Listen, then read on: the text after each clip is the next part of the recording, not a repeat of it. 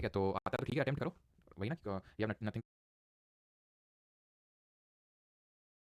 System वाला part है वो आज के इस लेक्चर हम लोग करने वाले हैं। थोड़ा सा लेट इसलिए हो गया बिकॉज़ ये क्वेश्चंस आप लोगों के लिए छाँट के लगा रहे थे कि कुछ क्वेश्चंस और हाई लेवल के थोड़े से हो जाएं, बाकी तो हमने कर रखे हैं, बट फिर भी ट्राई करिए। ये कोई मैंडेटरी नहीं है और डरने की ज़रूरत नहीं है और घबराने की ज़रूरत नहीं है, आपने घबराना नहीं है क्योंकि ये क्वेश्चन सीरियस सीरियस में यूपीएससी सीएपीएफ ऐसे के क्वेश्चंस हैं। ठीक है, तो आता है तो ठीक है, अटेम्प्ट करो। वही ना, you have nothing to lose. ठीक है, बट ये कि अटेम्प्ट करो, आप देखो आता है कि नहीं आता है। ये दो क्वेश्चन जल्दी से। एंड गुड इवनिंग सभी को। तो आज हम लोग बैंकिंग सिस्टम में करने वाले हैं, आरबीआई के बारे में पढ़ेंगे। बहुत सारी चीज़ें डिफरेंट तरह की जो बैंक्स आप सुनते रहते हैं, तो डिफरेंट तरह की बैंक्स होती हैं आपकी, जैसे एसबीआई वगैरह सारी। तो इन सब के बारे में भी आज के सेक्शन में पढ़ेंगे। एसबीआई होती है, ठीक है, आपने डॉइचे बैंक का नाम सुना होगा, आपने एचएसबीसी का नाम सुना होगा, आपने पंजाब महाराष्ट्र कोऑपरेटिव बैंक का नाम सुना होगा। डिफरेंट तरह की बैंक्स होती हैं, ठीक है, तो वो सारी चीज़ें आज हम पढ़ेंगे। अंकिता सुरभि ओके। चलिए, तो आंसर लोगों के आना स्टार्ट हो गए, एक बार मैं चेक कर लेता हूँ क्या क्या आंसर आ रहे हैं। ठीक है, वॉइस लो है। अच्छा, लो तो नहीं लग रही है।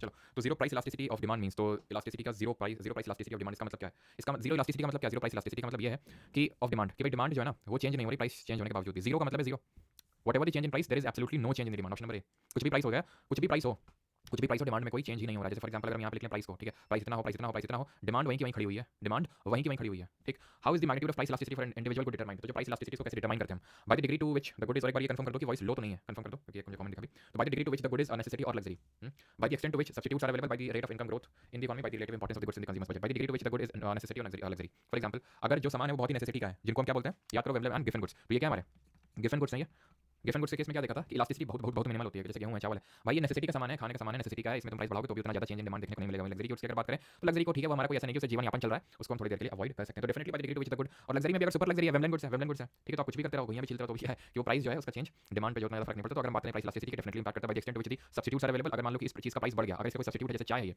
चाय है ये, ठीक है, तो बहुत ज्यादा प्राइस बढ़ गया, मैं कॉफी में शिफ्ट हो जाऊंगा, कॉफी का बहुत ज्यादा प्राइस बढ़ गया तो मैं चाय में शिफ्ट हो जाऊंगा, ठीक है, ये भी डिटरमाइन करता है by the rate of economic growth. यहाँ कहीं देखो, ठीक है, एक सेकंड रुको, अगर आपको डाउट हो रहा है थर्ड होगा कि नहीं होगा, यहाँ पे देखो क्या एक कोई ऐसा ऑप्शन है कि चारों स्टेटमेंट सही नहीं है, तो आगे बढ़ो थोड़ा। Bye the relative importance of the good in the consumer budget, तो सेम चीज बता रहा है पहला और चौथा कि कितना इंपॉर्टेंस रखता है मेरे बजट में। अगर बहुत इंपॉर्टेंट है देन तो मैं उसको लूंगा, उसका बहुत ज्यादा इलास्टिसिटी नहीं आएगी, उसकी बहुत ज्यादा इलास्टिसिटी नहीं आने वाली कि आपने प्राइस चेंज किया और एकदम से मेरा डिमांड चेंज हो गया, ठीक है, नेसेसिटी नहीं है तो हो जाएगा। चौथा होगा, यानी कि चारों है नहीं तो सिंपल है 1 2 4 होगा। अगला क्वेश्चन करो, ये विच of the following is not correct, इनमें से कौन सा सही नहीं है? वही सही है, ठीक है, वेरी लो है। अच्छा, तो बेटा तुम अपना फोन चेंज कर लो। Punjab Maharashtra cooperative bank, different type banks होती है, ठीक है, वो सारी इतनी भी तुमको वॉइस मतलब लो लग रही है ना, तो तुम अपना फोन चेंज करो। यहाँ से तो सारी चीजें ठीक है, हिंदी में नहीं, चलो कोई नहीं। जो फॉलोइंग इज नॉट करेक्ट, इनमें से कौन सा सही नहीं है? When the economy grows slowly then its potential the unemployment rate rises. Structural employment occurs when jobs are eliminated, ये भी आपका सही होगा, ठीक है, बिकॉज़ स्ट्रक्चरल जो हमारी संरचना है बेरोजगारी वो तभी होती है एक तरह से जब हमारा एक स्किल गैप आता है, या फिर मान लो नई टेक्नोलॉजी आ गई, तुमने देखा था पिछले लेक्चर में, अगर नई टेक्नोलॉजी इंट्रोड्यूस होगी, जैसे फॉर एग्जांपल अभी आर्टिफिशियल इंटेलिजेंस आ गया, तो उसकी वजह से भी जॉब लूज होती है, right. Recession in the economy leads to cyclical unemployment, तो देखा था हमने डिफरेंट टाइप्स की जो हमारी बेरोजगारी थी, तो उसमें से साइक्लिकल में मैंने एग्जांपल दिया था रिसेशन वाला, और इसके एक टाइप है सीजनल वाला। When the economy grows slowly then its potential the unemployment rate rises, ये भी बात बिल्कुल सही है, गलत आपका ये हो जाएगा, because at full employment the measured unemployment rate is positive, ना कि नेगेटिव होता है, ठीक है। वैसे भी अगर आप एलिमिनेशन से भी क्वेश्चन कर सकते हो, तीनों हमने ऊपर के स्टेटमेंट पढ़ रखे हैं, आसान है, ठीक है ना। आखिरी क्वेश्चन है आपके लिए ये, देन इसके बाद हम चीजें स्टार्ट करते हैं। डिसइन्वेस्टमेंट यानी जो विनिवेश हम करेंगे तो उससे जो भी प्रोसीड का मतलब क्या है? जितना भी पैसा मिलेगा डिसइन्वेस्टमेंट से वो कहाँ पे जाएगा? Non tax revenue, revenue receipts, capital receipt, फिर टैक्स रेवेन्यू। तो ये डिसइन्वेस्टमेंट का पैसा है, ये एक तरह से हमारी हमने एक एसेट को सेल कर दिया। एसेट कम और ज्यादा, एसेट और लायबिलिटी का खेल कैपिटल वाले में होता है। तो पैसा आया तो है, लेकिन ये पैसा बहुत ही हमारे कलेजे दिमाग में गर्मी पैदा करेगा। याद आ रहा है आपको? कलेजे में ठंडक और दिमाग में गर्मी, पापा की पीठ में थपथपाहट और पापा की लात, याद आ रही है? तो वो तो यहाँ पापा की लात पड़ी आपको, तो कैपिटल रिसीट यानी पूंजीगत आय है, ठीक है। डिसइन्वेस्टमेंट इसमें और क्या क्या था? कैपिटल रिसीट में आपने लोन लिया किसी कंट्री से, वो भी इसी में आएगा, ठीक है। चलिए आगे बढ़ते हैं, ज्यादा इसमें डीप पे जान रही हो बिकॉज काफी लोग मतलब हो सकता है कि बोर हो रहे हो ना कुछ लोग। चलो कोई नहीं, तो स्टार्ट करते हैं। तो ये चीज आपको मतलब रिवाइज करना है कि कैपिटल रिसीट में क्या आता है, बिकॉज जैसे हमारा पूंजीगत व्यय है कैपिटल एक्सपेंडिचर, तो इसमें क्या आता है? डेवलपमेंटल एक्सपेंडिचर आता है, जैसे कि हम स्कूल कॉलेजेस रोड्स ये सब बिल्ड कर रहे हैं, लोन चुकता कर रहे हैं, लोन दे रहे हैं किसी को, कैपिटल एक्सपेंडिचर में। रेवेन्यू रिसीट में क्या है? पूंजी, इसको हमने दो कैटेगरी में डिवाइड किया था, एक तो टैक्स और दूसरा नॉन टैक्स। टैक्स में क्या आ रहा था? डायरेक्ट और इनडायरेक्ट टैक्स, प्रत्यक्ष कर और अप्रत्यक्ष कर। नॉन टैक्स रेवेन्यू रिसीट्स में क्या आ रही थी? नॉन टैक्स रेवेन्यू रिसीट्स में आ रही थी, जैसे कि मान लो कि रेलवे की जो टिकट्स हो गई, ठीक है, रिसीट की बात हो रही ना, तो इंटरेस्ट जो ब्याज है वो मान लो ब्याज आ रहा है कहीं से, तो ये सारी चीजें non tax receipts, revenue receipts में, राइट। और रेवेन्यू एक्सपेंडिचर में सैलरी, पेंशन, ये सब आते हैं, वेजेस वगैरह, राइट। आगे बढ़ते हैं, तो स्टार्ट करते हैं यहाँ से बैंकिंग सिस्टम। यहाँ से हम स्टार्ट करने वाले बैंकिंग सिस्टम। अब जब मैं बोलता हूँ बैंकिंग सिस्टम, ठीक है, सही है, ठीक ठीक, चलो। और भाई ये कमेंट को कुछ लोग स्पैम कर लेते हैं, ठीक है, तो स्पैम मत किया करें तो ज़्यादा सही रहेगा। चलिए, तो जब हम बात करते हैं बैंकिंग सिस्टम की, तो सबसे पहले किसका नाम आता है? आरबीआई का, रिजर्व बैंक ऑफ इंडिया का। अब बात ये आती है कि जब हम मनी इसकी बैंकिंग सिस्टम की बात करते हैं, देखिए मनी एंड बैंकिंग में ये बहुत इंपॉर्टेंट टॉपिक है। जैसे कि आप में से अगर कुछ लोगों ने देखा होगा, नहीं देखा होगा तो हम लोग डिफरेंट मनी सप्लाईज पढ़ते हैं, जैसे कि M0 M1 M2 M3 M4, हम पढ़ते हैं CRR, SLR, bank rate, repo rate, उन सब की जो नींव है वो यहीं से है, सबकी शुरुआत पे सारी चीजें लिंक्ड है आपस में। तो इसी से ध्यान से देखिएगा, कुछ डाउट आता है वैसे तो आज के लेक्चर में ऐसा कुछ डाउट नहीं है, बिकॉज बहुत ज्यादा कोई समझने वाली चीज नहीं है, थोड़ी सी फैक्चुअल चीजें जैसे कि simple one line type question आपके बन जाते हैं, ठीक है। चलो तो स्टार्ट करते हैं। एक्चुअली जब हम बात करते हैं बैंकिंग सिस्टम की, तो यहाँ पे डिफरेंट टाइप्स की बैंक पढ़ने वाले हैं। तो जो डिफरेंट टाइप्स की बैंक्स हैं, यानी कि जो बैंक्स का जो क्लासिफिकेशन है, ठीक है, जो क्लासिफिकेशन है बैंक्स का, वो हमें कहाँ पे देखने को मिलता है? सेकंड, तो अगर हम बात करें क्लासिफिकेशन ऑफ बैंक्स, तो ये हमें देखने को मिलता है आरबीआई एक्ट ऑफ 1934। जो आरबीआई का एक्ट है 1934 का, उसमें बैंक्स को क्लासिफाई किया गया है डिफरेंट कैटेगरीज में, ठीक है। RBI act of 1935। अब ये जो आरबीआई एक्ट ऑफ 1935 और 1934 है, इसी के थ्रू ही हमारा RBI that is reserve bank of India बना था। यहाँ पे आरबीआई का मतलब है रिजर्व बैंक ऑफ इंडिया, ठीक है, इतना तो नाम आपने सुना होगा, कंसीडरिंग कि नहीं सुना तो एकदम बेसिक से लेकर चलेंगे। रिजर्व बैंक ऑफ इंडिया है ये। इसकी स्थापना होती है, स्टैब्लिश होती है ये 1 अप्रैल 1935 को, 1 अप्रैल 1935 को। और किस एक्ट के थ्रू स्टैब्लिश होती है? RBI act of 1934। जब ये स्टैब्लिश होती है तो इसका हेडक्वार्टर होता है कैलकाटा में। फिर बाद में ये जाके इन द ईयर 1937 ये शिफ्ट होकर मुंबई हो जाता है। आरबीआई एक तरह की इंडिपेंडेंट बॉडी है, यानी कि ये पूरी तरह से निष्पक्ष तौर पे काम करती है, इंडिपेंडेंट है ये। ठीक है, अब ये जो आरबीआई स्टैब्लिश कैसे हुआ था उसके बारे में थोड़ी सी अगर हम चर्चा करें तो जो आरबीआई जिसका लोगो यहाँ पे आप देख पा रहे हैं, मैं केबीसी देख रहा था तो उसमें ये क्वेश्चन पूछ लिया था कि आरबीआई के लोगो में किस पेड़ का कौन सा पेड़ बना हुआ है, तो कौन सा पेड़ है कोई बताएगा?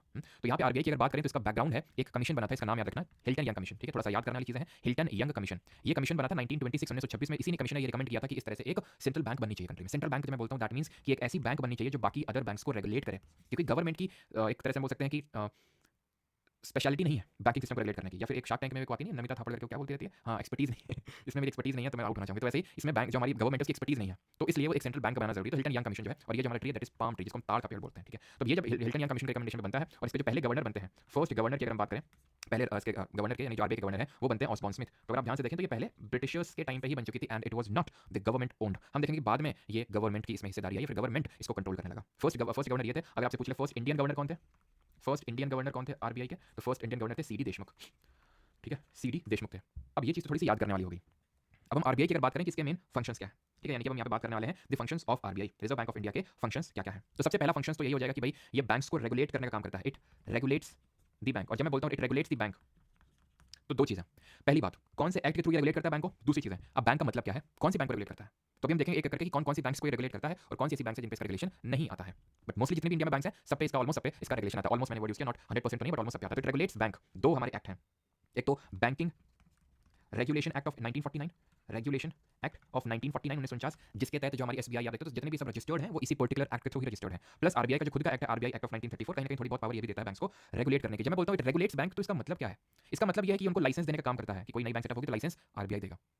ये सारी चीजें मेंटेन कर रहा है कि नहीं कर रहा है, डिफरेंट तरह के रेशियो होते हैं, पढ़ेंगे cash reserve ratio, statutory liquid ratio, और इनको अपने जो इंटरेस्ट रेट्स हैं, जो ब्याज की दरें हैं, वो जैसे आरबीआई बोलेगा उस हिसाब से ऊपर नीचे थोड़ा बहुत करनी पड़ेगी। थोड़ा बहुत तो रियायत होती है कि भाई आप डिफरेंट कर सकते हो बाकी बैंक से, लेकिन कहीं ना कहीं इसमें आरबीआई का रेगुलेशन होता है। जब हम कल का लेक्चर पढ़ रहे होंगे तो हम देखेंगे कि एक मॉनेटरी पॉलिसी कमिटी होती है जिसमें 3 आरबीआई के बंदे होते हैं, 3 गवर्नमेंट ऑफ इंडिया के बंदे होते हैं। वो बताते हैं कि भाई बैंक्स को कितना ऊपर करना है, इंटरेस्ट रेट कितना नीचे करना है। तो इसका मतलब है कि वो जो बैंक्स हैं वो एक हम कठपुतली की तरह बोल सकते हैं कि भाई वो कौन उनको चला रहा है, आरबीआई चला रहा है। तो ये मतलब होता है कि वो रेगुलेट कर रहा है डिफरेंट जो हमारी बैंक्स हैं उनको। दूसरा इसका मेन फंक्शन क्या है, दूसरा मेन फंक्शन है करेंसी प्रिंटिंग का।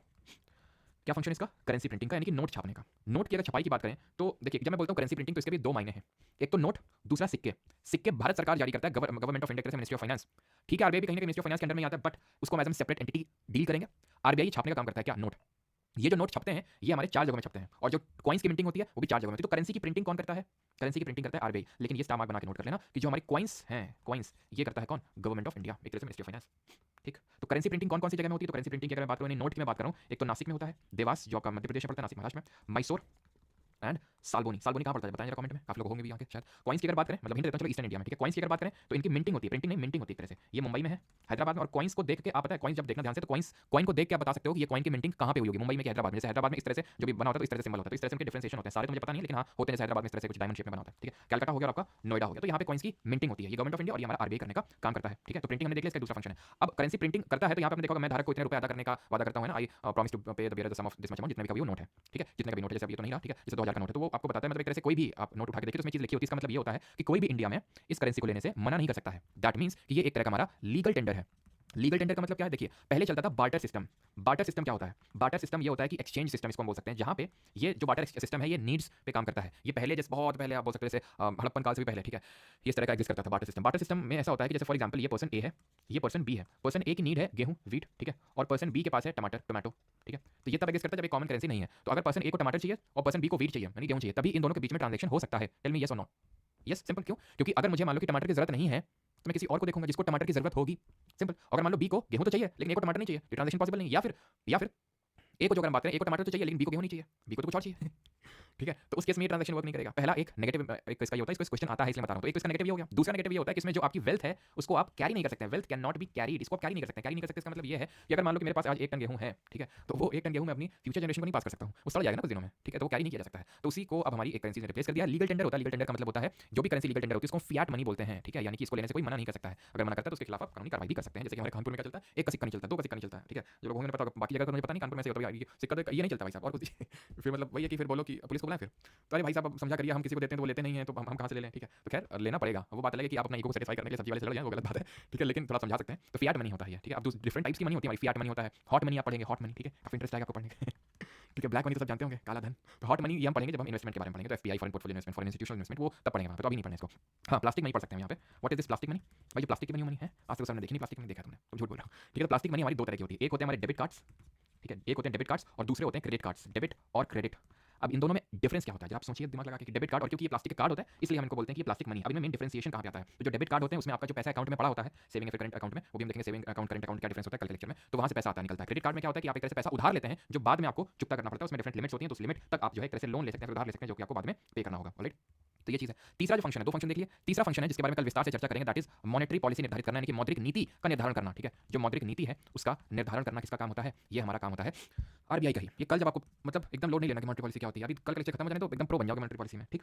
चौथा, ये बैंक्स को लोन देता है, ये बैंक्स को लेंड करता है या फिर लोन देता है, ठीक है, बैंक्स को लोन देता है, लोन देने का काम करता है। अब बैंक्स को क्योंकि लोन देता है, that is why it is also said to be as lender of last resort. और यहाँ तक कि गवर्नमेंट ऑफ इंडिया को भी लोन देता है, ध्यान रखना। जो गवर्नमेंट ऑफ इंडिया है बोरोइंग करती है, हमने पढ़ा था बोरोइंग किसमें आती है? कैपिटल रिसीट्स में आती है, राइट। अब वो जो कैपिटल रिसीट में बोरोइंग है वो मैंने आपको समझाया था, वो डोमेस्टिक बोरोइंग भी हो सकती है, वो एक्सटर्नल बोरोइंग भी हो सकती है, यानी बाहर से भी किसी, मान लो आईएमएफ से ले लिया, वर्ल्ड बैंक से ले लिया, एशियन डेवलपमेंट बैंक से ले लिया लोन, वो अलग हो गया, बाहर से ले लिया। अगर मैं बोलता हूँ डोमेस्टिक से गवर्नमेंट ऑफ इंडिया से लोन लिया तो किससे लोन लिया? दैट मींस आरबीआई से लोन उठाया उसने। लेंडर ऑफ लास्ट रिसॉर्ट भी बोलते हैं, क्योंकि ये बैंक्स को रेगुलेट करने का काम करता है, दैट इज व्हाई इसको हम बैंक ऑफ बैंक्स के नाम से भी जानते हैं, बैंकों की बैंक्स। यहाँ तक किसी को कोई डाउट हो तो पूछिए, नहीं तो फिर हम स्टार्ट करते हैं अपना जो डिफरेंट तरह की बैंक की क्या अंतर है एसबीआई में और कोटक महिंद्रा बैंक में और पीएमसी बैंक में, ठीक है। तो ये डिफरेंट तरह के जो अंतर है वो भी आपको समझ में आएगा। पहले ये बताइए यहाँ तक किसी को डाउट तो नहीं है? और गहरी एक लंबी डीप ब्रेथ ले लेंगे।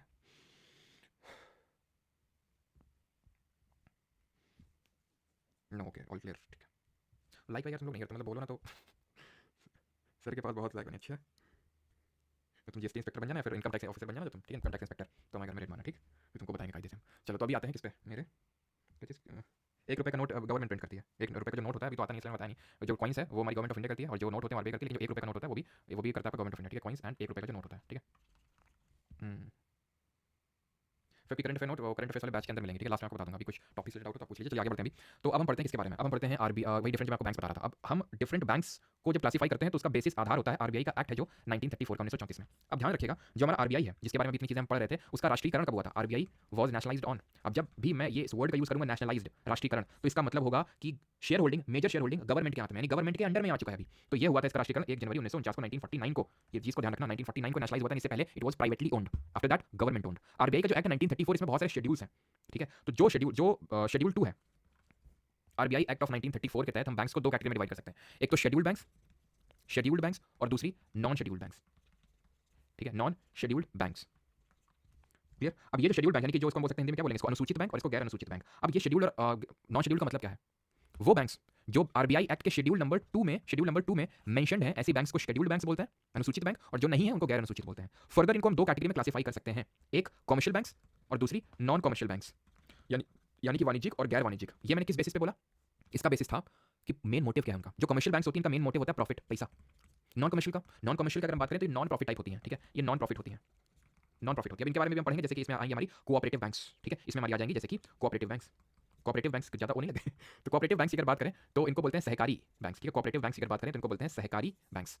चलिए पहले इनके बारे में देख लेते हैं थोड़ा सा, दो तीन कुछ इंपॉर्टेंट जो फैक्ट आपसे पूछ लेते हैं। सबसे पहली बात तो ये, these are registered under cooperative societies act of 1912। 1912 का एक कोऑपरेटिव सोसाइटी एक्ट उसके द्वारा उसके अंडर में रजिस्टर्ड होती हैं, and they are governed by the banking regulation act of 1949। जैसे कि हमने पढ़ा था, इनको भी जो रेगुलेट करेगा वो आरबीआई ही करेगा रेगुलेट, लेकिन सारी कोऑपरेटिव बैंक नहीं होती under regulation of RBI. PMC scam सुना हो सकता है आपने, ऐसे एक साल पहले लगभग, Punjab and Maharashtra cooperative banks, तो वो अनरेगुलेटेड थी बाय आरबीआई, देन आरबीआई ने संज्ञान लिया। इसमें खासियत ये होती है कि जो बैंक्स होते हैं कोऑपरेटिव बैंक्स, यहाँ पे जो पैसे के जो डिपॉजिटर होते हैं, जो जमा करते हैं, आर आल्सो दी ओनर्स, ये ओनर भी होते हैं उस बैंक के, और आल्सो दी ओनर्स, यानी कुछ हिस्सेदारी भी उनको मिल जाती है उसमें। क्लियर, ये क्या हो गया, ठीक है। डिपॉजिटर्स ओनर्स होते हैं, किसके अंडर रजिस्टर्ड है, तो ये किसके अंडर रजिस्टर्ड है? कमर्शियल वाली जो भी हम देखने वाले हैं। तो कमर्शियल वाली ये आपकी रजिस्टर्ड है under the banking regulation act of 1949, banking regulation act of 1949। इनका मेन मोटिव प्रॉफिट है, ठीक है। अब इनको भी हम फर्दर दो कैटेगरी में डिवाइड कर सकते हैं, कमर्शियल बैंक्स को भी। पहला हमारा हो जाएंगे जो पब्लिक सेक्टर बैंक्स हैं, पब्लिक सेक्टर बैंक्स, और दूसरी हो जाएंगी हमारी private sector banks, private sector.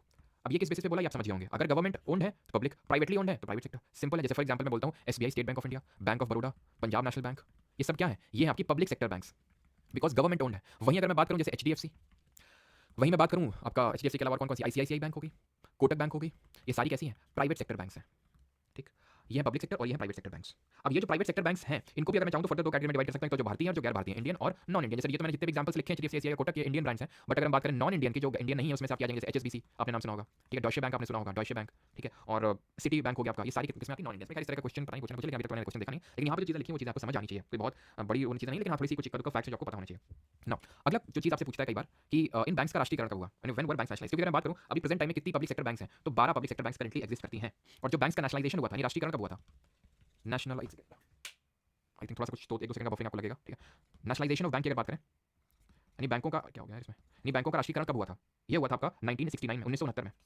Total 14 banks को नेशनलाइज किया गया था इसमें। उसके बाद 1980 में फर्दर 6 और बैंक्स को नेशनलाइज किया गया था। ध्यान रखना इस चीज को, 6 फर्दर और बैंक्स को नेशनलाइज किया गया था। नेशनलाइज का मतलब ये राष्ट्रीयकरण करना उनका, ठीक है। कुछ बैंक्स, काफी सारी बैंक्स को अमलगमेट भी किया गया फर्दर आगे जैसे हम बढ़े तो वहाँ पे, यानी कि बैंक्स को जोड़ा भी गया, ठीक है। तो ये चीज आपको पता होनी चाहिए कि बैंकों का राष्ट्रीयकरण वगैरह कब हुआ। अब यहाँ पे हम देखते हैं हिस्ट्री ऑफ बैंकिंग सिस्टम, यानी कि एक तरह से जो इंडिया में बैंकिंग सिस्टम है उसका उद्गम कहाँ से हुआ, वो ओरिजिन कहाँ से हुआ, तो हिस्ट्री ऑफ बैंकिंग सिस्टम। तो अगर हम बात करें सबसे पहली बैंक, यानी जो सबसे फर्स्ट बैंक इंडिया में सेटअप हुई थी, that was in the year 1770, 1770 में सबसे पहली बैंक इंडिया को मिली, that was bank of Hindustan. ये इंडिया में सबसे पहली बैंक थी। इसके बाद 1806 में, यहाँ से क्वेश्चन बनता है 1806 में सबसे पहली बैंक जो मतलब इसके बाद जो सेटअप हुई, that was imperial bank of Calcutta. कई बार ये होता है ना कि पूछता है कि पहली बैंक कौन सी सेटअप हुई, बैंक ऑफ हिंदुस्तान ऑप्शन में नहीं मिलेगा आपको, इंपीरियल बैंक ऑफ कलकत्ता मिल सकता है आपको, ठीक है, इंपीरियल बैंक ऑफ कलकत्ता। ऐसे ही इंपीरियल बैंक ऑफ सेटअप हुई हमारी बॉम्बे, ऐसे ही हमारी इंपीरियल बैंक सेटअप हुई मद्रास की। बिकॉज अगर आपको याद हो, हमने हिस्ट्री में पढ़ा था, यही तीन मेन हमारे क्या थे प्रोविंसेस, मतलब उस समय जब ब्रिटिश के टाइम पे एग्जिस्ट करते थे, तो ये बॉम्बे, सॉरी एक तो आपका बंगाल, ये बॉम्बे एंड मद्रास, तीन ही तो होते थे। फिर हमने देखा था किस तरह से जो गवर्नर ऑफ बंगाल, इसको गवर्नर जनरल ऑफ बंगाल बना दिया गया, गवर्नर जनरल ऑफ बंगाल को गवर्नर जनरल ऑफ इंडिया बना दिया गया, तो इसको बंगाल वालों को काफी पावर मिलती रही, ठीक है। तो कलकत्ता में सबसे पहले सेटअप हुआ, देन बॉम्बे में, देन मद्रास में। 1806 में आपका कलकत्ता में, 1840 में बॉम्बे में एंड 1843 में ये आपका मद्रास में सेटअप हुआ। देन इन तीनों इंपीरियल बैंक्स को मर्ज कर दिया गया, इन तीनों को मर्ज कर दिया गया। These all were merged in the year 1921, 1921 में, और बन गई क्या, इंपीरियल बैंक ऑफ इंडिया। ये imperial bank of Calcutta, Bombay, Madras merge होगी, क्या बन गई, इंपीरियल बैंक ऑफ इंडिया का रूप ले लिया इन्होंने। जो फर्दर यही इंपीरियल बैंक ऑफ इंडिया, ये कब बना, 1921 में। यही इंपीरियल बैंक ऑफ जो इंडिया है, ये 1955 में 1955 में स्टेट बैंक ऑफ इंडिया बनता है, जो अपने लंच के लिए जाना जाता है, ठीक है। तो 1955 में state bank of India actual में इसका जन्म होता है स्टेट बैंक ऑफ इंडिया के तौर पे। लेकिन अगर क्वेश्चन ये पूछ लेगा which was the first Indian owned bank, पूरी तरह से जो भारतीय है, क्योंकि ये तब ब्रिटिशर्स के हाथ में ही थी तब जब इंपीरियल बैंक ऑफ इंडिया थी, ठीक है। लेकिन अगर पहली इंडियन ओन्ड बैंक पूछेगा, पहली भारतीय बैंक, तो ये है इलाहाबाद बैंक, ठीक है, इलाहाबाद बैंक। ये सेटअप हुई थी आपकी 1865, 1865 में। क्लियर है यहाँ तक?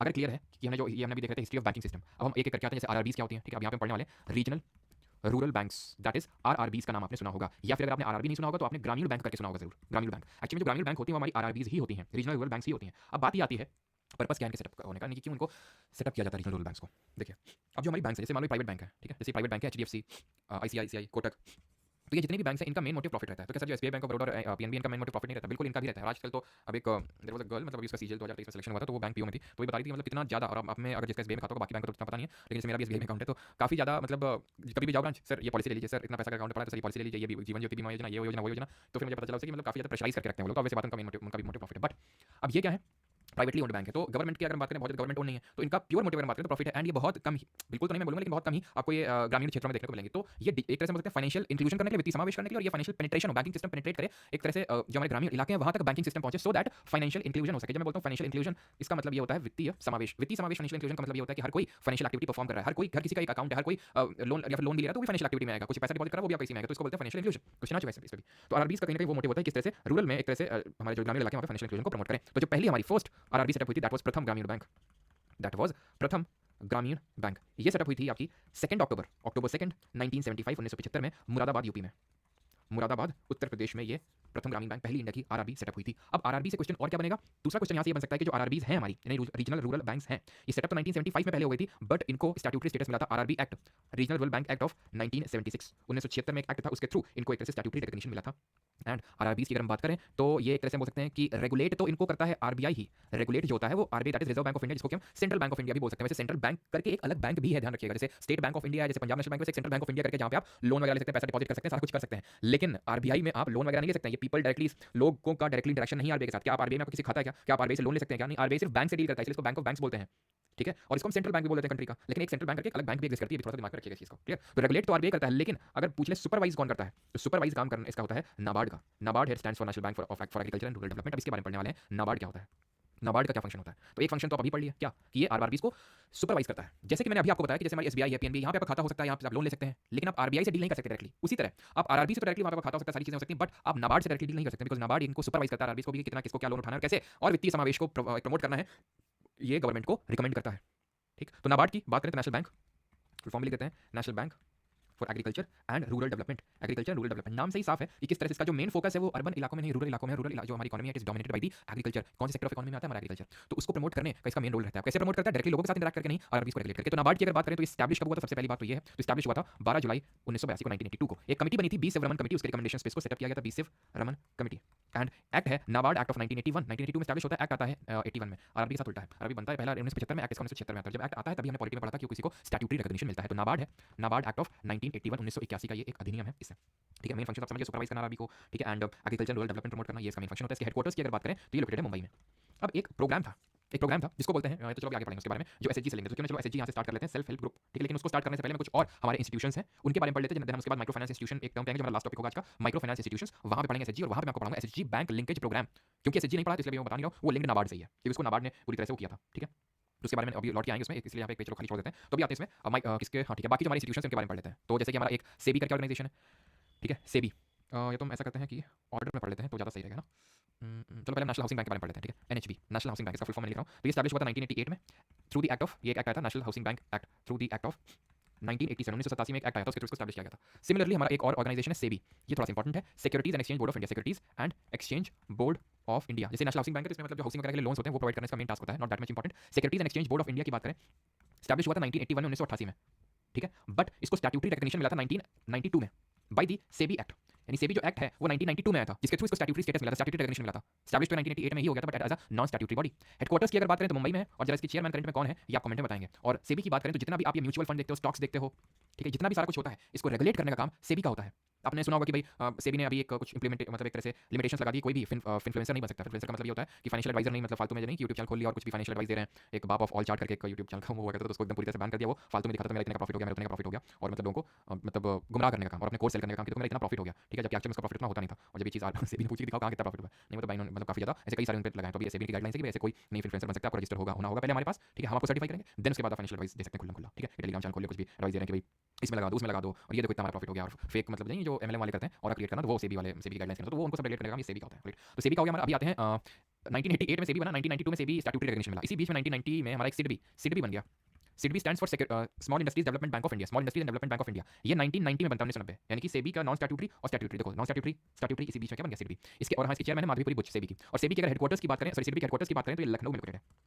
ठीक है, कहाँ पे? लखनऊ में लोकेटेड है। अब बात कर लेते हैं किसकी, अब बात कर लेते हैं insurance and regulatory development authority of India, IRDA, जिसका मेन काम होता है इंश्योरेंस सेक्टर को देखना, इंश्योरेंस जगत को जितना भी इंश्योरेंस से सारी चीजें हो रही हैं वो सारी चीजें देखना कि कोई फ्रॉड इंश्योरेंस तो नहीं दे रहा है। जैसे पॉलिसी बाजार वगैरह सारी चीजें क्या है, हमारे इंश्योरेंस वगैरह देने का काम करते हैं, health insurance, term life insurance, जिसको टर्म इंश्योरेंस बोलते हैं। तो ये सब देख रेख करना वो आईआरडीए का काम होता है। जिस तरह की म्यूचुअल फंड और स्टॉक वगैरह में कोई धांधलीबाजी तो नहीं कर रहा है, ठीक है, लोगों को गुमराह नहीं कर रहा है, तो इसे आईआरडीए का काम होता है। ये बैंक तक गुमराह करती हैं, आपको पता नहीं। जैसे बैंक में कई सारी बैंक में आप जाएंगे, एसबीआई में खाता खुलवाने तो बोलेंगे सर 2000 रुपए इसमें डालिए, 2000 रुपए डालना अनिवार्य है, नहीं तो ये हो जाएगा वो जाएगा, जबकि ऐसी कोई अनिवार्यता नहीं होती। आईआरडीए ने खुद ये चीज एक ट्विटर में ट्वीट करके मतलब ये चीज बताई, जब उसको पता चला कि बैंक इस तरह से स्कैम बोल सकते हैं कर रहे हैं, कि जबरन गांव के लोग उनको खासकर जिनको पता नहीं होता वो जो लोग करते हैं, काफी लोगों को गांव के शहर में नहीं पता होता। ठीक है, जब आपको पता है कि हाँ ऐसा होता है तभी आप उनसे थोड़ा सा आर्गुमेंट भी कर सकते हो। तो आईआरडीए की अगर बात करें तो ये आपका एक एक्ट आया था, आईआरडीएआई एक्ट ऑफ 1999।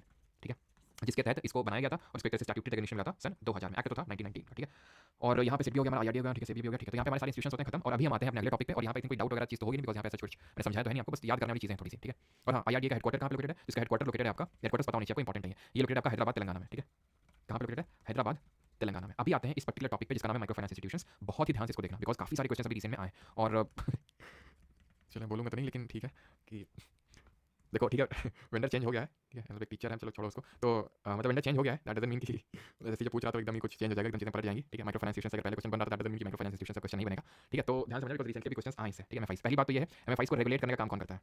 रेगुलेट कौन करता है इसको? तो रेगुलेट हमारा आरबीआई ही करेगा। क्वेश्चन तो अभी पता नहीं मैंने पीवाईक्यू में करवाया था या फिर जो डेली क्विज होती है जीके की। ठीक है, और क्विज अटेम्प्ट करना स्टार्ट कर दो तुम लोग भी। ठीक है, जो 2.0 जीके बैच वाले, बिकॉज़ पॉलिटी, ज्योग्राफी, हिस्ट्री अगर आप नए हो, एकदम नए हो तो ठीक है, आप अवॉइड कर सकते हो, लेकिन इसलिए मैंने अलग से जीके का क्विज ग्रुप क्रिएट कर दिया, एसएससी जीके क्विज ग्रुप। ठीक है, आई थिंक पता नहीं डिस्क्रिप्शन में लिंक दिया हुआ है कि नहीं दिया हुआ, लेकिन आप मेन जो टेलीग्राम चैनल इसका लिंक दिया हुआ है हमारे, उस पे मैं लिंक शेयर मैंने मतलब कर रखा है, तो वहाँ से ज्वाइन कर सकते हैं उसको, क्योंकि काफी फेक ग्रुप भी बने हुए हैं। तो वहाँ पे इंग्लिश और जीके और इन सब की भी, इंग्लिश हो गया, जीके हो गया, मैथ्स हो गया, इनकी भी क्विज़ेस होती हैं। ठीक है, तो आप उसको रेगुलर बेसिस पे, ठीक है, इंग्लिश आप और मैथ की आपकी मर्जी है, लेकिन जीके कब लगाते हैं। ठीक है, वैसे वो भी जो आपको इंग्लिश की मिलती है, मैथ्स की मिलती है, जो लोग लगाते हैं उनको पता होगा कि किस लेवल क्वालिटी क्वेश्चन मिलते हैं। खैर, back to micro finance institutions. तो रेगुलेट तो वही बोला था कि तो मैंने पीवाईक्यू में करवाया, फिर क्विज में करवाया, तो आरबीआई को रेगुलेट करता है, ये भी क्वेश्चन बन चुका है। ठीक है, अब ये जो माइक्रो फाइनेंस इंस्टीट्यूशंस हैं, ये होते क्या है? माइक्रो फाइनेंस, माइक्रो का मतलब होता है सूक्ष्म, फाइनेंस का मतलब होता है वित्तीय। तो वो इंस्टीट्यूशंस जो माइक्रो फाइनेंस एक्टिविटीज परफॉर्म करते हैं, माइक्रो फाइनेंस एक्टिविटीज लेंडिंग भी हो सकती हैं, नहीं लोन देना भी हो सकता है लोगों को, कि छोटा लोन देना, ये सारी छोटे डिपॉजिट्स लेना, that are called as micro finance activities. ठीक है, यानी कि दे ऑफर, अगर मैं एकदम सिंपलीफाई करूं तो they offer financial services, they offer financial services to low income groups, low income groups. ठीक है, यानी कि जो हमारे लो इनकम, अब लो इनकम का कितना लो? तो आरबीआई ने ये बोल रखा है कि जिनकी भी सालाना इनकम 1.25 लाख से कम है, यानी कि लेस देन 1.25 लाख रुपीज, जिनकी भी सालाना इनकम इससे कम है, they are eligible for micro finance loans. अब बात ये आती है कि ठीक है, जिनकी इससे इनकम कम है वही सिर्फ माइक्रो फाइनेंस लोन के लिए एलिजिबल है, बाकी लोग क्यों नहीं है? क्योंकि ये जो माइक्रो फाइनेंस लोन मिलता है ये कोलेटरल फ्री होता है लोन कई हद तक। ठीक है, कोलेटरल फ्री का मतलब क्या होता है? कोलेटरल का मतलब होता है गिरवी, क्योंकि बैंक से अगर आप लोन उठाएंगे तो कुछ गिरवी रखना पड़ेगा आपको, आपकी जमीन, कुछ भी आपका एसेट, कि अगर मान लो कि आप चुकता ना कर पाए बैंक का लोन तो कुछ गिरवी रखा हो जिससे वो नीलामी कर सके। तो ये जो होता है इसमें कोई कोलेटरल नहीं लगता माइक्रो फाइनेंस इंस्टीट्यूशन में, तो इसलिए इसको कोलेटरल फ्री यहाँ पे क्योंकि लोन मिलता है तो इसलिए इतना लिमिट रखा गया है। और ये जो लोन दे सकते हैं, अब ये बात आती है कि ठीक है 1.25 लाख से अगर मेरी इनकम कम है तो I am eligible for the micro finance loan, but कितना मिल सकता है? तो इसमें जो लिमिट है वो 3 लाख रुपए की है। 3 लाख रुपए की क्या लिमिट है कि इतना मैक्सिमम लोन मिल सकता है, माइक्रो फाइनेंस लोन की मैं बात कर रहा हूँ। क्लियर इतनी चीज? अब माइक्रो फाइनेंस इंस्टीट्यूशन, इसको मैं शॉर्ट में एमएफआई लिखने वाला हूँ, इसका जनक किसको माना जाता है? इसको फादर इसका किसको माना जाता है? तो फादर माना जाता है इसको मोहम्मद यूनिस, जो कि हैं बांग्लादेश से बिलोंग करते थे, तब ईस्ट पाकिस्तान हुआ करता था। इन्होंने बांग्लादेश ग्रामीण बैंक सबसे पहला हम बोल सकते हैं कि विश्व का माइक्रो फाइनेंस इंस्टीट्यूशन सेटअप किया, बांग्लादेश ग्रामीण बैंक। और इससे इंस्पायर होकर हमने इंडिया में भी काफी सारे माइक्रो फाइनेंस इंस्टीट्यूशंस डेवलप किए, जैसे कि और हाँ मतलब कब डेवलप किया तो इन्होंने 1970 में डेवलप किया। फिर और इसके लिए इनको नोबेल प्राइज भी मिला था इकोनॉमिक्स में। अच्छा, कितने इंडियंस को अभी तक इकोनॉमिक्स के लिए नोबेल प्राइज मिल चुका है बताइए? तो इंडिया में अगर हम बात करें फर्स्ट एमएफआई मतलब micro finance institution in India में वाज सेवा बैंक। सेवा स्टैंड्स फॉर सेवा बैंक इन 1974। सेवा का मतलब क्या है? Self employed women's association.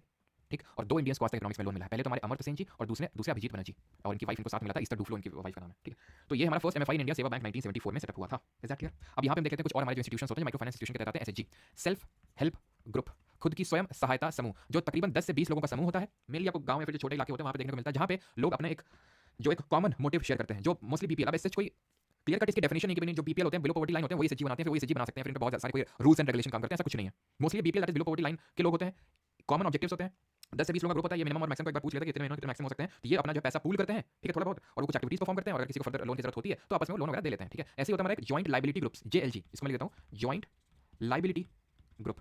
ये थोड़ा सा बोल सकते हैं कि एसएचजी से थोड़ा ज्यादा फॉर्मलाइज होता है। इसमें मोस्टली होते हैं 4 से 10 लोगों का समूह होता है, और यहाँ पे एसएचजी में क्या यूजुअली बीपीएल होता है। यहाँ पे क्या होता है कि हम कुछ बिजनेस सेटअप कर रहे हैं, बिजनेस बहुत छोटे लेवल का होता है, जैसे फॉर एग्जांपल में हम 6-7 लोग हैं मिलकर कोई पापड़, जैसे लिज्जत पापड़ आपने सुना होगा, लिज्जत पापड़, तो एक तरह का स्वयं सहायता समूह, फिर जॉइंट लायबिलिटी ग्रुप बोल सकते हैं, जहाँ पे वहाँ के विमेंस ने मिलकर एक वो पापड़ का ब्रांड सेटअप किया। ठीक है, जैसे आप अमूल कोऑपरेटिव का नाम सुनते हैं, अमूल कोऑपरेटिव, तो अमूल का कोई सच मालिक नहीं है, वो एक जो उसके बोल सकते हैं एम्प्लॉय वगैरह हैं जिसमें है सब इन्वॉल्व, वही उसके ओनर भी है, कोऑपरेटिव है वो। ठीक है, तो जो एसएचजी हो गया, जेएलजी हो गया, जॉइंट लायबिलिटी ग्रुप, इसमें सच कोई एक के हाथ में ओनरशिप नहीं होती है। ठीक है, यहाँ पे जेएलजी में से जॉइंट लायबिलिटी ग्रुप में बस मिनिमम और मैक्सिमम नंबर स्ट्रेंथ है आपको पता होनी चाहिए, पूछ लिया एसएससी सीजीएल 2022 वाले पूछा था क्वेश्चन। ठीक है, बिकॉज़ मैंने सबसे पहले केवाईसी करवाई थी, उसमें क्वेश्चन आया था, तो मिनिमम मैक्सिमम की लिमिट पता होनी चाहिए आपको। ठीक है, तो ये चीज़ होती है जैसे कि माइक्रो फाइनेंस हमारे लोन भी होते हैं, मुद्रा स्कीम जैसे होती है, तो इसके बारे में आपका होगा कि आप पढ़ेंगे इसके बारे में। ठीक है, नोट्स में आपको ऐड मिल जाएगा। ठीक है, मुद्रा के बारे में, और मुद्रा हमारी मतलब इसका फुल फॉर्म, मतलब इससे तो बड़े क्वेश्चन है, CGL 2023 micro unit development and refinance agency, ये फुल फॉर्म ही पूछ लिया था पहले दिन, पहली ही शिफ्ट में। अब आई थिंक पहली शिफ्ट थी नहीं, इतना मुझे श्योर नहीं, लेकिन पहले दिन फॉर श्योर पूछा था, आई थिंक पहले में ही पूछा था। 2015 लॉन्च किया था, इसमें कितने तरह के लोन होते हैं, क्या लिमिट होती है, आप पढ़ेंगे, बाकी नोट्स आपको रेडी मिल जाएगा। शिशु किशोर तरुण कितनी क्या लिमिट होती है, आपको होमवर्क इसके बारे में पढ़ना है। ठीक है, तो ये हो गया हमारी इंस्टीट्यूशन। अब आते हैं तीसरे तरह के, और लेकिन बट बिफोर दैट अब यहाँ पे थोड़ा सा बैंक बात कर लेते हैं एसएचजी बैंक लिंकेज प्रोग्राम की, जिसको कि नाबार्ड ने एक तरह से सुपरवाइज किया था एसएचजी बैंक, क्योंकि इसका काम यही सुपरवाइज करना, आरआरबी को सुपरवाइज करना, रूरल में डेवलपमेंट कैसे हो सकता है वो सब देखना। तो एसएचजी बैंक लिंकेज प्रोग्राम इसने चलाया था, जहां पे प्रोग्राम, ठीक है, जहां पे जो हमारी एसएचजीज थी उनको ये अलाउ किया गया था कि they can have saving account खुलवा सकते हैं, जो ये स्वयं सहायता समूह होते हैं, ये सेविंग अकाउंट खुलवा सकते हैं किसी भी बैंक में। ठीक, अब यहाँ पे एक चीज आरआरबी में मैंने आपको एक चीज और बताना भूल गया, किसी ने पता नहीं इस चीज को नोट किया कि नहीं किया, देखते हैं कमेंट के ऊपर चलेगा, चलो कोई नहीं। तो यहाँ पे एक चीज है दैट इज इसमें आरआरबी में कि ओनरशिप किसके कितने हाथ में होती है। तो आरआरबी में अगर हम बात करें, ध्यान रखना, इसमें अगर हम ओनरशिप की बात करें, ओनरशिप, तो ओनरशिप इसमें 50% होती है सेंट्रल गवर्नमेंट के हाथ में। ठीक है, सेंट्रल गवर्नमेंट के हाथ में होती है 50%, जो रिमेनिंग आपकी 50% इसके हाथ में 15% जो इसकी ओनरशिप होती है वो स्टेट गवर्नमेंट के हाथ में होती है, राज्य सरकार के अंडर में होती है, एंड बाकी की 50 + 15 65 बच गया 35%, 35% होता है स्पॉन्सर बैंक। क्योंकि कोई भी स्पॉन्सर बैंक का मतलब ये होता है कि जब कोई भी आरआरबी को सेटअप किया जाता है तो उसमें सेंट्रल गवर्नमेंट की तो एक्सपर्टीज है नहीं, ना तो स्टेट गवर्नमेंट की है, तो उनको सेटअप करने के लिए किसी बैंक की, जो सबसे नियरेस्ट बैंक होगी, उसकी सहायता ली जाती है। एसबीआई हो सकती है, पीएनबी हो सकती है, कोई भी बैंक हो सकती है, वो उसको एक स्पॉन्सर बैंक बोलते हैं, जो पूरी बैंकिंग फैसिलिटी को सेटअप करेगा वहाँ पे और सारी चीजें एडवाइस करेगा किस तरह भी फंक्शन करना चाहिए, उसको उसकी वहाँ पे ओनरशिप 35% होती है। तो ऐसे ही जो SHG bank linkage program start हुआ था 1992 में, 1992 में, जिसको कि एक तरह से जो नाबार्ड है उसने सुपरवाइज किया था अच्छे से। ठीक है, तो इसका ध्यान रखना कब आया था, किसने सुपरवाइज किया था, और सेविंग अकाउंट जो है खुलवा सकते हैं जो एसएचजी बैंक में। ये चीज क्लियर हो गई, तो अभी हम बढ़ते हैं अपने लास्ट टॉपिक पे, दैट इज एनबीएफसी। एक बार मैं कमेंट चेक कर लेता हूं, किसी को डाउट तो नहीं है, से परसेंटेज बता दो, और देखिए हाँ बता दी ना अभी।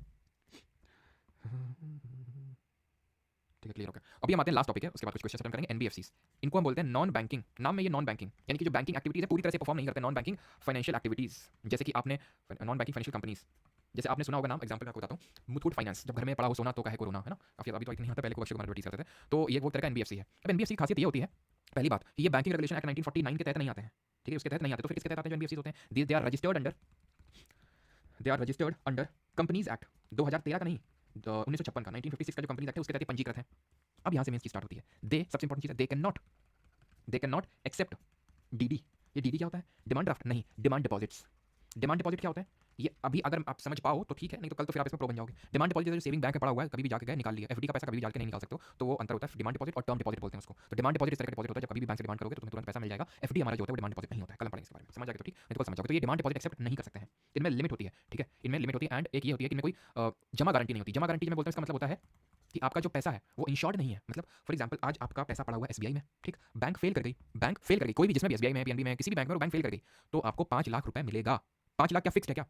अगर मान लो 10,000 है आपके अकाउंट में, तो 10,000 मिलेगा। 5,000 था अकाउंट में, 5,000 मिलेगा। लेकिन अगर 5 लाख या उससे ऊपर जितना भी अमाउंट है, 1 करोड़, 2 करोड़, 5 करोड़ है, आपको 5 लाख रुपए ही मिलेगा बस। तो एटलीस्ट कुछ तो मिलेगा। एनबीएफसीज में आपका जो एक तरह से जो जमा है वो इंश्योर्ड नहीं होता है, ठीक है, क्लियर। इनको रेगुलेट आरबीआई ही करता है, ध्यान रखना, रेगुलेट इनको भी आरबीआई ही करता है। इनको no need to maintain CRR and SLR. अब अगर आपको सीआर एसएलआर पता है तो अच्छी बात है, नहीं पता तो और अच्छी बात है, ठीक है। कल पढ़ेंगे इसके बारे में, आपको समझ में आ जाएगा। लेकिन कल एकदम प्रो बन जाएंगे इसमें, ये cash ratio, statutory liquid ratio क्या होते हैं चीजें, तो इनको सीआरआर एसएलआर मेंटेन नहीं करना पड़ता है। अभी के लिए बस नोट कर लो, रटने की जरूरत नहीं है, ठीक है, क्योंकि आप समझ जाएंगे कल कि सीआरआर एसएलआर क्या चीज होती है हमारी। अब आते हैं ये एनबीएफसी एमएफआई क्या होते हैं, एकदम लास्ट टॉपिक है, ठीक है। एनबीएफसी, कुछ एनबीएफसी ऐसी होती हैं जो माइक्रो फाइनेंस इंस्टीट्यूशन के तहत आती हैं, जो माइक्रो फाइनेंस एक्टिविटीज परफॉर्म करती हैं, छोटे छोटे लोन देने का काम करती हैं। तो एक्चुअल में एक कमिटी सेटअप हुई थी, आरबीआई ने सेटअप करी थी, मालेगाम कमिटी। मालेगाम कमिटी की रिकमेंडेशन के बाद ही इनको बनाया गया। 2010 में इस कमिटी का गठन हुआ था। NBFC MFI institution, non banking financial companies, micro finance institutions, तो उनको मालेगाम कमिटी 2010 की सिफारिश पर इनका गठन किया गया। 2011 में रिकमेंडेशन से बाद में आई ना, तो 2011 में इनको सेटअप किया गया। अब ये जो एनबीएफसी एमएफआईज हैं, इन पे आरबीआई ने कुछ वो लगा रखे हैं। क्या लगा रखे हैं? जैसे पहली बात तो ये है कि आरबीआई ने बोल रखा है कि अगर हम बात करें इनमें जो मैक्सिमम लिमिट होती है, maximum limit on micro finance loan, on micro finance loans, micro finance loan आप समझ गए, micro finance loan other than NBFC MFIs, यानी कि वो एनबीएफसी जो एमएफआई नहीं है, उनमें अगर हम बात करें तो 25% ऑफ टोटल एसेट, जितने भी उनकी संपत्ति है उससे वो 25% से ज्यादा वो लोन में नहीं घुमा सकते हैं, पहली बात, ठीक। और दूसरी बात ये है कि to qualify for NBFC MFI licence, यानी अगर आपको इसका लाइसेंस चाहिए, दे शुड हैव, ये इंपॉर्टेंट लाइन, इस पे जो दोनों लाइन लिखने से भर भर के क्वेश्चन पूछे गए, ठीक है। To qualify for NBFC MFI licence, अगर आपको लाइसेंस चाहिए, दे शुड, और one should have, they should have at least 75% of assets in microfinance। ये चीज ध्यान रखना कि अगर किसी को ये बनना है तो आपके 70, मतलब आपको ये एमएफआई का स्टेटस चाहिए। आप एनबीएफसी तो है जो डिमांड डिपॉजिट एक्सेप्ट नहीं कर सकता है, ठीक है। लोन वगैरह ठीक है आप उठा सकते हो, लेकिन आप डिमांड डिपॉजिट एक्सेप्ट नहीं कर सकते, टर्म डिपॉजिट एक्सेप्ट कर सकते हो, सीआरएसएल मेंटेन नहीं करना, लेकिन आपको एमएफआई का स्टेटस चाहिए ना, तो आपके जितने भी 75% एसेट्स हैं वो माइक्रो फाइनेंस से आने चाहिए। अब ये सर बैंक के एसेट क्या होते हैं, कल की जब क्लास की शुरुआत होगी तो ओपनिंग ही इसी से कल लेक्चर, तो भाई साहब क्या मजा आने वाला है, आपको बता रहा हूं, एकदम एक्साइटेड हूं, ऐसा लग रहा है क्यों अभी मैं कल पे नहीं एकदम जंप कर जाता हूं, ठीक है। टाइम मशीन हो जाती तो आपको तुरंत कल पे मैं जंप करवा के पढ़ाने लग जाता, ठीक है। एसेट लायबिलिटीज तब आपको समझ आएगा। एसेट होते हैं, जैसे कि मैं आपको एग्जांपल भी देता हूं, ये मैंने बैंक में पैसा डिपॉजिट कर रखा है, वो बैंक की लायबिलिटी है, लेकिन बैंक ने पैसा घुमा रखा होगा, किसी को लोन दिया होगा, वो लोन दिया होगा, वो इज एसेट ऑफ बैंक। तो एक तरह से 75% उसका जो एसेट, आप समझ में आ गया ना, एसेट क्या, थोड़ा समझ में आ गया कि जो बैंक लोन देता है किसी को, जिस पे ब्याज कमाता है वो किसी से, तो वो एसेट होता है उसका। तो 75% ऑफ एसेट उसका जो है वो माइक्रो फाइनेंस से आना चाहिए अगर उसको एनबीएफसी एमएफआई के लिए क्वालिफाई होना है तो। अब जरा कर लो ये क्वेश्चन, करो इस क्वेश्चन को जल्दी से, ठीक है। और अगर पेमेंट बैंक भी होती है इसी तरह से हमारी, जैसे आपने सुना होगा पेटीएम पेमेंट्स बैंक है ना, उसको बंद कर दिया कि आप फर्दर डिपॉजिट एक्सेप्ट नहीं कर सकते। तो पेमेंट बैंक्स क्या होती हैं? पेमेंट बैंक्स वो होती हैं जो कोई लोन नहीं दे सकती हैं, जो डिपॉजिट्स जो होती हैं, डिपॉजिट्स वो मैक्सिमम 2 लाख तक का डिपॉजिट ले सकती हैं, इससे ज्यादा का नहीं, ठीक है। ये क्वेश्चन भी आपको सीएपीएफ में क्वेश्चन पूछा गया है, जल्दी से बताइए सही आंसर इसका क्या होगा। तो NBFC can not give loans, दे सकते हैं लोन्स, मेक इन्वेस्टमेंट कर सकते हैं, बोरो फ्रॉम बैंक कर सकते हैं, seek demand deposit from public and can not issue cheques, बिल्कुल बात सही है। एक तो डिमांड डिपॉजिट एक्सेप्ट नहीं कर सकते, कैन नॉट पूछा है, और चेक इशू नहीं कर सकते हैं, इस चीज को आप ध्यान रखिएगा, ठीक। चलिए अभी हम कुछ क्वेश्चन लगा लेते हैं जो हमारे एसएससी में पूछे गए, ठीक है, उनको कुछ क्वेश्चन लगा लेते हैं। और समझ में आ गया ना सभी को, कोई डाउट तो नहीं है भैया, बताओ जल्दी से। साला काला बहुत चल रही है ना, शादी वादी कार्ड होता है, लेकिन तुम लोग जैसे शादी में एक भी शादी अटेंड नहीं कर पाए। अब तुम लोगों की कुछ बात को कभी वही अप्रिशिएट नहीं करना, कभी एक अप्रिशिएशन मतलब कर देना, खुद तो चले जाते होगे, आके देख लेते होगे हैं, यहाँ पे सोचो कितना दिल पे पत्थर रख के अब है आज शादी के नहीं जा पा रहे, क्या करें, वो ताने से सुनने पड़ते हैं, और तुम लोग ये नहीं अप्रिशिएट करते। खैर कोई नहीं, जालिम जिंदगी। Reserve bank of India was established in, तो भारतीय रिजर्व बैंक की स्थापना कब हुई थी, बताओ जल्दी से।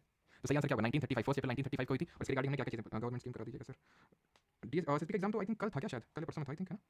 आपकी शादी कब होगी, बट जब भी होगी ना, अगर होगी तो तुम्हें जरूर बुलाएंगे, ठीक है, हाँ, क्योंकि श्योरिटी थोड़ी ना किसी चीज़ की, ठीक है। तो आई ऑल्सो अप्रिशिएट, क्या बात है, बस दिल खुश हो गया इतने। रिजर्व बैंक ऑफ इंडिया क्या आना चाहिए, याद आना चाहिए आपको, 1 अप्रैल 1935, याद आना चाहिए हिल्टन यंग कमीशन 1926 में रिकमेंडेशन बना था, याद आना चाहिए ताड़ का पेड़ और वो आपका टाइगर, ठीक है। और टाइगर से याद आना चाहिए लेपर्ड की पॉपुलेशन हमारी बड़ी, और सबसे ज्यादा leopard population weekly current affair देखना तुम लोगों ने, बताओ देखते हैं कितना मजे तुमने लूट लिए, ठीक है, एनिमेशन के, लेकिन लेपर्ड की पॉपुलेशन किस स्टेट में सबसे ज्यादा, बताओ। आरबीआई याद आना चाहिए, ऑसबॉर्न स्मिथ पहले इसके गवर्नर थे, और पहले इंडियन गवर्नर थे सीडी देशमुख, है ना। आगे बढ़ते हैं, और ये नेशनलाइज कब हुआ था, ये अगला क्वेश्चन है, बताओ जल्दी से। राष्ट्रीयकरण कब हुआ था, एक तरह से गवर्नमेंट ओन डे का बना था, तो हमने देखा था 1 जनवरी 1949 को ये बना था, ठीक है, सिंपल। और हमारी जो बाकी की जो बैंक है, बैंक से नेशनलाइज हुई थी 1969 में नेशनलाइज हुई थी, और बाकी 1980 में नेशनलाइज हुई थी, ठीक है।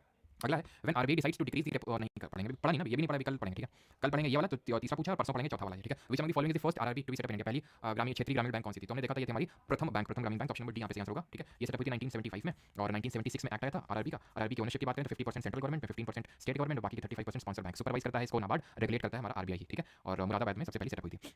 Eight regional bank share of the government of India, CGL 2022, तो शेयर कितना होता है गवर्नमेंट ऑफ इंडिया का, ये पूछा। तो क्या आंसर होगा इसका, आंसर होगा ऑप्शन नंबर सी 50%, ठीक है। अगला क्वेश्चन है which of the bank is also known as the central bank of India, central bank of India के नाम से किस बैंक को बोलते हैं, तो हमने अभी पढ़ा कि भाई जो हमारी रिजर्व बैंक ऑफ इंडिया होता है उसको सेंट्रल बैंक ऑफ इंडिया बोलते हैं, बैंक ऑफ बैंक्स बोलते हैं, ठीक है, लेंडर ऑफ लास्ट रिसॉर्ट बोलते हैं इसको, bank of banks lender of last resort हमारा आरबीआई होता है, ठीक है। Which committee was form to review and give recommendations to the nationalisation of banks, राष्ट्रीयकरण को लेकर किसने एक तरह से रिकमेंडेशंस दिए थे, तो ये हमारी थी और Raghuram Rajan committee, Narasimhan committee, Bimal Jalan committee, फिर सी रंगराजन, तो ये हमारी Narasimhan committee, option number B यहाँ पे सही आंसर होगा, ठीक है। अगला क्वेश्चन करिए, क्वेश्चन नंबर 9। अगला क्वेश्चन है following is the function perform by commercial banks in India, निम्नलिखित में से कौन सा कार्य भारत में वाणिज्यिक बैंकों द्वारा किया जाता है? अच्छे से इसको अटेंड करिए। तो credit creation, issue of currency, banking facility to the government, credit control. तो क्रेडिट का क्रिएशन करता है, ठीक है। क्रेडिट क्रिएट, अभी हम कल पढ़ेंगे कि क्रेडिट क्रिएट कैसे करता है, पैसा बनाता कैसे, पैसा जो बैंक होता है, पैसा लोगों से डिपॉजिट करवाता है, उस पैसे को ज्यादा हमको जो रेट ऑफ इंटरेस्ट देता है वो कम होता है, जो उठाता है ब्याज में वो ज्यादा में देता है, तो ये जो बीच का मार्जिन कमाता है उसे क्रेडिट बनाता है। लोन देता है तो लोन से लोगों को देगा, लोग बिजनेस करेंगे, बिजनेस से क्रेडिट क्रिएशन होगा। करेंसी इशू का इसका काम नहीं होता, ध्यान रखिएगा। करेंसी का इशू का काम किसका होता है? करेंसी इशू करने का काम होता है आरबीआई का, या फिर जो कॉइन्स होते हैं वो गवर्नमेंट ऑफ इंडिया, ठीक है। क्रेडिट को कंट्रोल कैसे करता है? क्रेडिट कंट्रोल करने का काम होता है कि भाई इंटरेस्ट रेट बढ़ाना घटाना, इस तरह से काम होता है, ठीक है। Question number 10, what is the main role of commercial bank? ठीक है, रोल तो काफी सारे होते हैं बट मेन रोल क्या होता है कमर्शियल बैंक्स का? तो कमर्शियल बैंक में देखा था किसके तहत आती है, तो ये हमारी जो शेड्यूल 2 के तहत है ना, कमर्शियल बैंक के तहत आती है। कमर्शियल जो शेड्यूल्ड बैंक होती है कमर्शियल होती है और नॉन कमर्शियल होती है। कमर्शियल मतलब प्रॉफिट, नॉन कमर्शियल जैसे हमारी कोऑपरेटिव बैंक्स। अच्छा एक चीज बताओ कि जब मैं बोलता हूं कोऑपरेटिव, तो कोऑपरेटिव से तुम्हारे दिमाग में कौन सा अमेंडमेंट आता है? कोऑपरेटिव जब मैं बोलता हूं कोऑपरेटिव सोसाइटीज, तो कौन सा नंबर ऑफ अमेंडमेंट याद आता है तुम्हारे दिमाग में? तो कमर्शियल बैंक के अगर मेन रोल की बात करेंगे तो हमने पढ़ा था कि कमर्शियल बैंक का main profit to promote economic growth and development हो जाएगा। स्टॉक मार्केट को रेगुलेट करना ये सेबी का काम होता है। इन्फ्लेशन को कंट्रोल करना आरबीआई और गवर्नमेंट ऑफ इंडिया का काम होता है। मैनेजमेंट ऑफ फॉरेक्स का काम होता है हमारा आरबीआई का। तो ये सब कमर्शियल बैंक को नहीं देखना है, ठीक है। और ये किसके द्वारा रजिस्टर्ड होती है? बैंकिंग रेगुलेशन एक्ट ऑफ 1949 और आरबीआई एक्ट ऑफ 1934 के तहत शेड्यूल 2 में मेंशन होती है। कोऑपरेटिव सोसाइटी से 97th अमेंडमेंट एक्ट याद आना चाहिए, पार्ट नंबर 9 बी याद आना चाहिए आपको, ठीक है, पार्ट नंबर 9 बी, ठीक है। अगला और कौन सा आर्टिकल है इन द डीपीएसपी जो कोऑपरेटिव सोसाइटीज की बात करता है? जैसे पंचायत आर्टिकल 40 में कोऑपरेटिव सोसाइटी किसमें है? The important milestone of the SHG bank linkage movement जिसकी मैं चर्चा कर रहा था, वो spearheaded by dash with the support of RBI. तो किसने स्पीयरहेड किया था SHG bank linkage program? 1992 NABARD ने किया था, ठीक है। और इसका क्वेश्चन का आंसर क्या होगा? आर्टिकल नंबर 43 बी अनुच्छेद 43 बी डीपीएसपी में मेंशन है। नाबार्ड की बात करें तो national bank for agriculture rural development 12 जुलाई 1982 को सेटअप हुआ था, बी सीवरमन कमेटी के रिकमेंडेशन पे सेटअप हुआ था ये, ठीक है। एंड नाबार्ड एक्ट था 1981 का जिससे ये सेटअप हुआ था। सेबी माधवीपुरी बुर्ज मुंबई में हेडक्वार्टर है एंड 1988 में बना था एंड 1992 में स्टैट्यूटरी रिकॉग्निशन मिला था। 1990 में कौन सा ऑर्गेनाइजेशन बना था जल्दी से कमेंट में बताएंगे, ऐसे स्टार्ट होता है वो भी। What is the difference between debit card और क्रेडिट कार्ड? डेबिट कार्ड और क्रेडिट कार्ड में अंतर क्या होता है? अभी देखिए अभी हम लोग इसमें बताया तो शुरुआत में आपको बता रहा हूं, इनको कलेक्टिवली कौन सी मनी बोलते हैं जरा बताइए। तो बीच में बन गया था 1990 में क्या सिडबी बन गया था जिसका हेडक्वार्टर कहां पे? लखनऊ में है ना, small industries and development bank of India. तो पहली बात तो ये कि इनको प्लास्टिक मनी बोलते हैं, ठीक है। और जो हमारी लीगल टेंडर होती है मनी उसको क्या बोलते हैं? फियाट मनी या फिर फियाट करेंसी बोलते हैं। अब डेबिट कार्ड कौन सा होगा इसमें? ऑप्शन नंबर सी, ठीक है। Debit card withdraw money directly from the bank account while credit card allows borrowing up to certain limit. Question 13, ठीक है, अभी छोड़ दो यहां से क्वेश्चन तुम, ठीक है। कोलेटरल तो कर सकते हो, मैंने बता दिया वैसे तो। कोलेटरल क्या होता है? बाकी इंटरेस्ट, ठीक है, अगर आपको समझ में आता है तो कर लो, नहीं तो कल तो आपको समझ आ जाएगा ब्याज लेना देना सब कुछ। What is the mean source of income, ठीक है, इसको छोड़ दो अभी, कल से यहां से देखेंगे क्वेश्चन नंबर 15 से। कोलेटरल क्या होता है? गिरवी होता है, ठीक है। An asset pledged as a security for loan, कि आप जो गिरवी रखते हो कुछ भी संपत्ति अपनी उसको एसेट बोलते हैं। ब्याज क्या होता है? Additional amount earned on a loan और डिपॉजिट। ऑप्शन नंबर है, ठीक। चलिए भैया, तो ये लेक्चर होता है हमारा अच्छा खत्म है, किसी को डाउट तो नहीं होगा आई थिंक, ठीक है। सारे डाउट सबके निवारण हो गया होगा। बाकी मिलते हैं कल के लेक्चर मिस मत करना, चाहे कुछ भी हो जाए। और मैं उसको ध्यान रखना ऐसा नहीं कि पब्लिक कर दो ये, लेकिन कल के लेक्चर मिस मत करना, बहुत इंपॉर्टेंट होगा। उसमें CRR, SLR, bank rate, repo rate, सब चीजें जिसके क्वेश्चन बहुत आते हैं क्योंकि वो समझने वाली चीज है ना। अब ये तो ठीक है कि आपने नोट्स लिए कहीं से, आपको मिल गया, नोट्स से आपने पढ़ लिया ना। काफी लोग नोट्स भी सेल कर रहे हैं मैं देख रहा हूँ तो ये ना करें ज़्यादा सही रहेगा। तो नोट्स ले लिया पढ़ लिया, लेकिन वो चीज़ समझने वाली, तो नोट्स समझने जैसे वो रेवेन्यू रिसीट, कैपिटल रिसीट वाला वो समझने वाला थोड़ा था, तो समझ में आएगा तभी आप उसको कर पाएंगे, नहीं तो फिर जीवन में रटते ही रह जाएंगे कि इसमें आएगा उसमें आएगा, फालतू के लॉजिक बिठाएंगे आपस में। तो समझ लेंगे, फालतू के लॉजिक आपको नहीं बिठाने पड़ेंगे, ठीक है।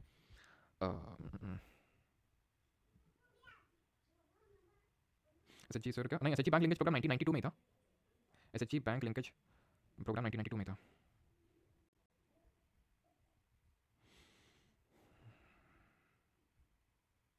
निट्टू सी सर मुझे भी शादी में जाना है। अच्छा जाओ भाई, किसने रोक रखा है यार, जिसको शादी में जाना है जाओ, अब हम तो नहीं जा पाएंगे यार, मुझे और भी काम होते हैं। काफ़ी लोग ऐप नहीं चल रहा था आज, बहुत लोगों का कुछ सर गलती से ये बैच ले लिया, वो बैच में कर दो, वो बैच ले लिया, ये बैच कर दो, दिमाग खराब कर देते तुम लोग। सर क्वेश्चन नंबर 9 में डाउट है। अच्छा 9 में डाउट है, क्या डाउट है? क्या डाउट है इसमें? विच of the following is a function perform by commercial banks in India? अच्छा ठीक है, मुझे लगा नॉन पूछा है। तो क्रेडिट क्रिएशन का मेन काम होता है, ठीक है। क्रेडिट क्रिएशन मैंने गलती से देखा नहीं, ठीक है। क्रेडिट क्रिएशन का काम होता है। Banking facilities to the government, ये तो आरबीआई प्रोवाइड करता है। और क्रेडिट कंट्रोल भी आरबीआई करता है, ठीक है। जब अपने इंटरेस्ट रेट अभी देखेंगे जो कल कि वो किस तरह से निर्धारित करता है कि भाई जो सीआरआर एसएलआर जो डिसाइड करता है कि बैंक कितना क्या कर सकते हैं, ऑप्शन नंबर ए सही होगा, ठीक है। मुझे लगा नॉट परफॉर्म, ठीक है। तो क्रेडिट क्रिएशन बिल्कुल परफॉर्म करते हैं हमारे कमर्शियल बैंक, ठीक है। क्लियर है? ऑलराइट, थैंक यू सभी को, तो मिलते हैं कल के लेक्चर में। Alright, thank you. निट्टो अभी नहीं आएगा, ठीक है, निट्टो आएगा बाद में। Thank you.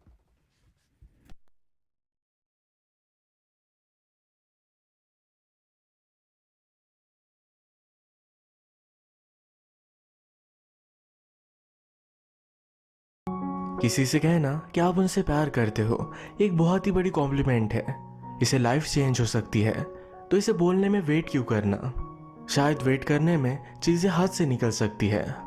हेलो फ्रेंड्स, आज की हमारी 2005 की मूवी इनोसेंट स्टेप्स ये इसी थीम पर बेस्ड है। ये एक कोरियन रोमांटिक कॉमेडी है। स्टार्ट करने से पहले मैं आप सबसे रिक्वेस्ट करता हूँ, अगर आपको अच्छा लगता है तो प्लीज़ लाइक और कमेंट ज़रूर कर दीजिएगा। Now hold on to your seats, इस सफ़र का मज़ा लीजिए। मूवी स्टार्ट होती है और हमें एक डांसिंग कंपटीशन दिखाई जाती है। इसमें 2 कंटेस्टेंट एक दूसरे के राइवल है। इसमें हमारा एक मेन कैरेक्टर है, इसका नाम है यंग से, उसके राइवल का नाम है किम। कंपटीशन स्टार्ट होती है और बीच में किम के आदमी यंग से को धक्का देकर गिरा देते हैं और एक आया, उसने यंग से के लेग को इंजोर कर दिया, यानी कि डांस ना कर पाए। ये सीन यही खत्म होता है। इसके बाद कुछ टाइम गुजर चुका है। यंग से उसके बाद डांस नहीं कर पाया, उसने अपने करियर पर गिव अप कर दिया था। एक दिन उसका फ्रेंड सांग ये उससे मिलने के लिए आता है। वो उससे कहता है, चाइना से मैंने एक बहुत अच्छी सी डांसर मंगवाई है जो तुम्हारी पार्टनर बनेगी, तुम्हें फिर से डांस करना स्टार्ट करना चाहिए। फ्रेंड ने पूछा, क्या तुम्हारी एक्स पार्टनर की वजह से तुम डांस नहीं कर रहे? एक्चुअली यंग से की एक्स पार्टनर ये किम के पास चली गई थी, इसी वजह से वो बहुत ही ज़्यादा अपसेट है। उसका फ्रेंड इस बारे में भी उससे पूछ लेता है। फ्रेंड ने कहा तुम्हारे पास ही एक और चांस है। उस लड़की के बारे में फ़ोटो और डिटेल्स देकर वो चला गया। कहता है कल वो आने वाली है, उसे पिकअप कर लेना। चाइना से आने वाली लड़की ये हमारी और एक मेन कैरेक्टर है, उसका नाम है चेरिन। चेरिन को कस्टम में रोक लिया जाता है। उसने अपने साथ इंसेक्ट लाए थे जो अलाउड नहीं है। वो सिक्योरिटी से रिक्वेस्ट करती है कि प्लीज़ मुझे ले जाने दीजिए, ये किसी को भी हर्ट नहीं करेंगे। इसी डिस्कशन में चेरिन को लेट हो गया। यंग से को उसके लिए बहुत वेट करना पड़ता है। यंग से उसे घर लेकर आया, पर उसके घर में सब चीज़ें इधर उधर थी। वो उसे बेड दिखाता है। यंग से खुद काउच पर सोने वाला था। रात में चेरिन को अपनी फैमिली की बहुत याद आती है, स्पेशली अपनी सिस्टर। वो अपने सिस्टर के लिए एक ऑडियो मैसेज रिकॉर्ड करती है। वो कहती है जब मैं वापस आऊंगी तो हम सब फैमिली मिलकर बहुत खुश रहेंगे। यहाँ की चमकती स्ट्रीट लाइट देखकर मुझे घर के फायरफ्लाइज की याद आ रही है। अगले दिन चेरिंग और यंग से ये दोनों मैरिज ऑफिस गए। चेरिन चाइना से है तो उसे वीज़ा मिल नहीं रहा था। अगर उसे यहाँ रहना है तो यंग से के साथ फेक मैरिज करना पड़ेगा। तो यही करने के लिए ये दोनों यहाँ आए हुए थे। यहाँ के ऑफिसर को पता चल गया कि एक फेक मैरिज है और इन पर वो नज़र रखेगा। घर आने पर यंग से ने इन्वेलॉप खोला जो उसका फ्रेंड देकर गया था। इसमें चीरिन की जो फोटो है ये उसे मैच नहीं करती। वो चीरिन पर बहुत ही गुस्सा हो गया। उससे पूछा ये एक्चुअल चीरिन कहाँ है। चीरिन डर गई और कहती है एक्चुअली मेरी सिस्टर आने वाली थी, पर उसकी शादी होने वाली है। उसके फियांसे ने कहा कि सियोल बहुत ही डेंजरस है, अगर वो यहाँ आती तो उसकी शादी टूट जाती, इसीलिए चीरिन आ गई। यंग से के फ्रेंड ने चीरिन को पैसे देकर बुलवाया हुआ था। उस पर बहुत ही ज़्यादा गुस्सा हो जाता है। इनके पास बड़ा प्रॉब्लम था कि चीरिन का क्या जाए। यंग से अपने फ्रेंड से कहता है कि कुछ भी करो, इसे मेरे घर से लेकर जाओ। चीरिन यंग से कहती है कि मुझे थोड़ा थोड़ा डांस आता है, अगर आप चाहो तो मुझे सिखा सकते हो। यंग ये रिस्पॉन्सिबिलिटी लेने के लिए रेडी नहीं था। अगली सुबह जब यंग उठा तो उसे चीरिन का कॉल आता है। वो कहती है मुझे यहाँ जॉब मिल चुका है, मुझे यहाँ आने पर हेल्प करने के लिए थैंक यू। वो कहती कि मेरे जॉब पर मुझे डांसिंग सीखने को भी मिलेगा, इससे पैसे भी मिलेंगे। शिरीन को कुछ भी आइडिया नहीं था कि वो डांस बार में काम करे।